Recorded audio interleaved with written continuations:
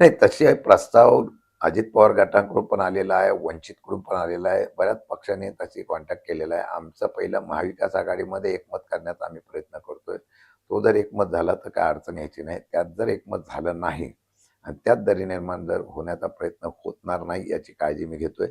आता आज अंतिम आमची चर्चा होईल, परंतु कोणीतरी मागे पुढे सरकलं पाहिजे अशा प्रकारची भावना प्रत्येक पक्षाने घेतली तर ही आघाडी चांगल्या प्रकारचं होईल. त्यात कोणाला येण्याच्या बाबतीमध्ये असेल, शेवटी इथे सत्तेमध्ये असलेल्या लोकांना लांब ठेवण्यासाठी जे काही करता येईल ते करण्याच्या संदर्भातून स्थानिक पातळीवर निर्णय घेतला जाईल. नाही, आमची मनसे, शिवसेना आणि मनसेची चर्चा झालेली आहे. आम्ही त्यामध्ये काय आम्ही भाग घेतलेला नाही.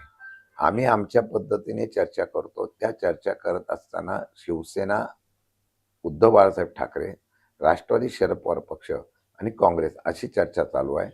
त्यांच्या कोट्यातून मनसेला किती द्यायचं हा प्रश्न शिवसेनेचा आहे आणि त्यांची चर्चा स्थानिक पातळीवर झाली. त्याप्रमाणे त्यामधून मार्ग काढण्याचा आम्ही प्रयत्न करतो.